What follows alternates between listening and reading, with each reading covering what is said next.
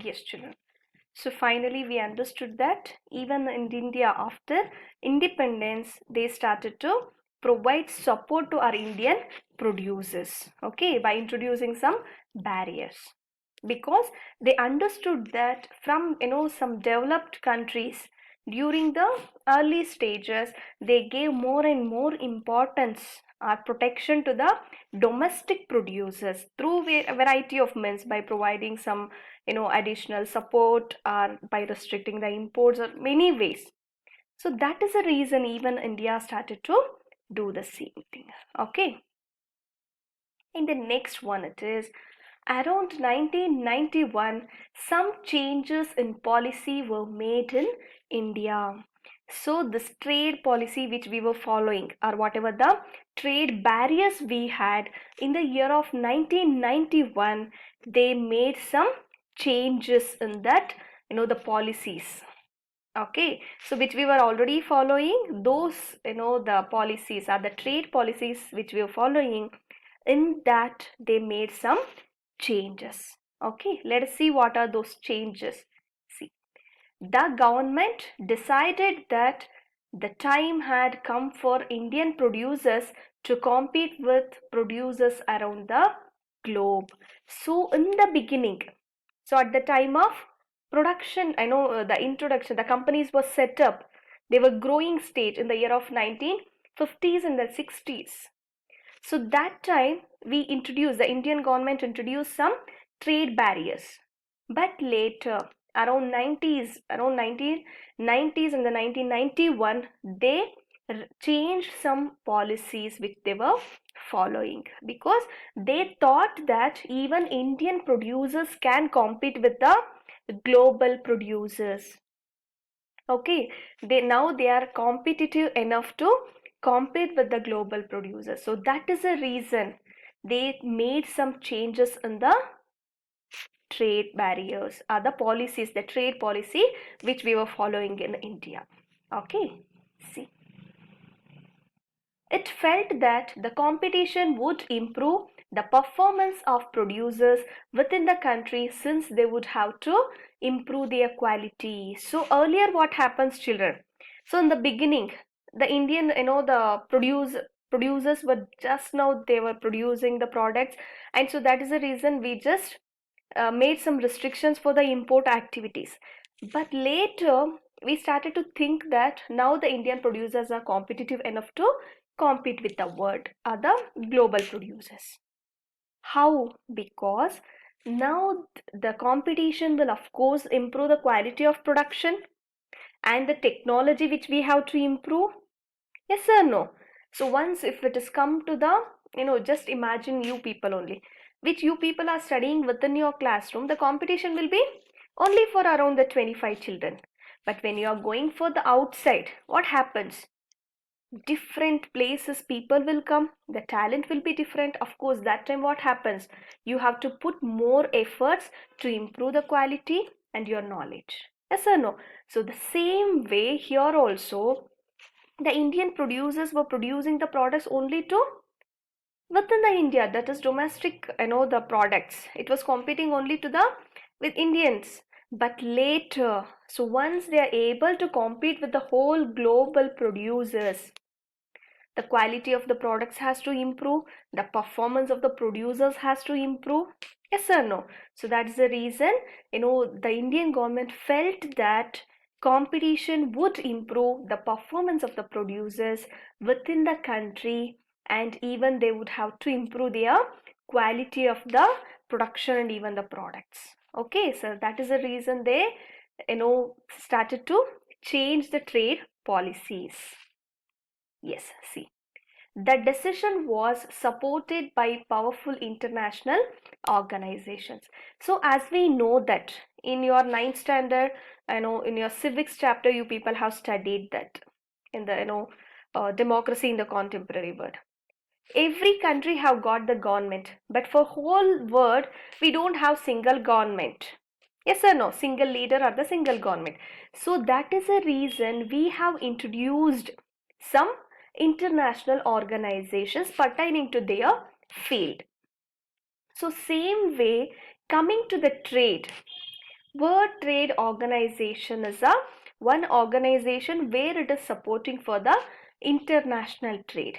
Okay, so whatever the decision which has been taken by Indian government, that is to reduce or to change the trade policies within the India, was even get supported by, yes, some international organizations also. Okay, even international organization started to support the decision which has been taken by Indian government. Okay, see, thus barriers on foreign trade and foreign investment were removed to a large extent. So because that time Indian government felt that Indian producers are competitive enough to compete with the global producers, and they felt that the quality and the quality of the production will improve through the competition.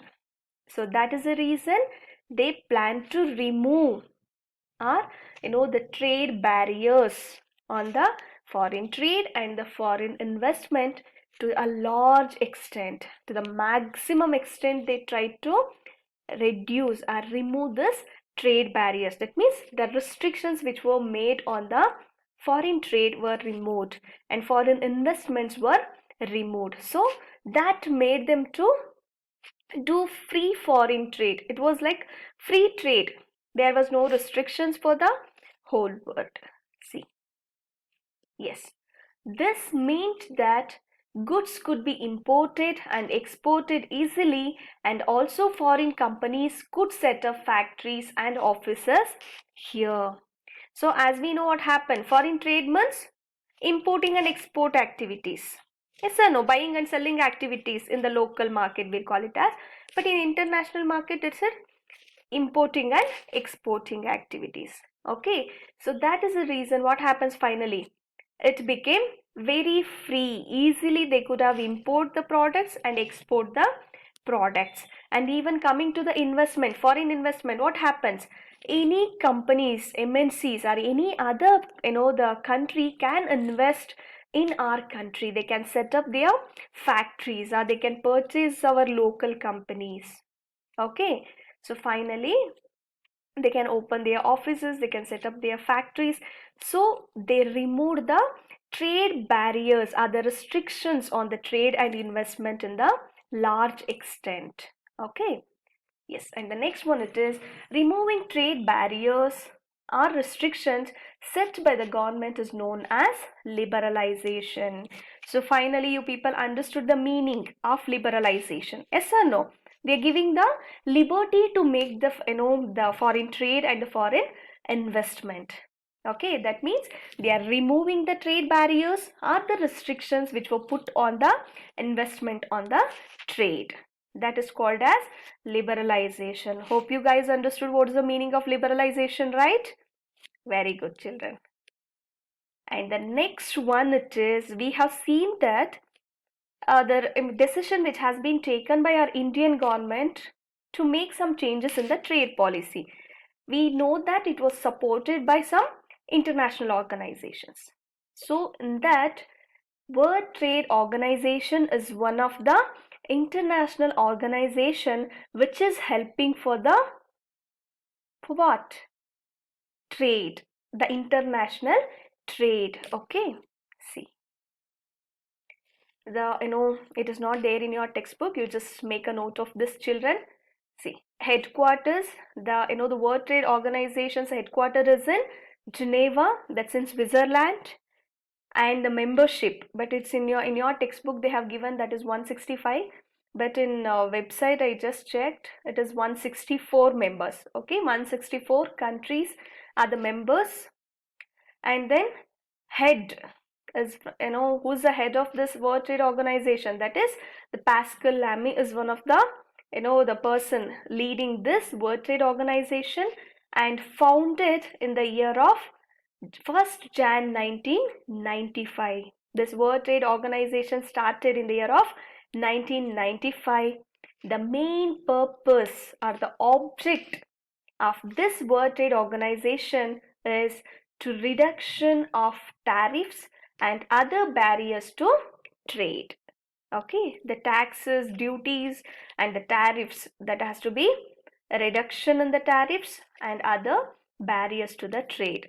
So the restrictions on the trade has to be reduced. That is the main purpose of this World Trade Organization. Okay, let's see.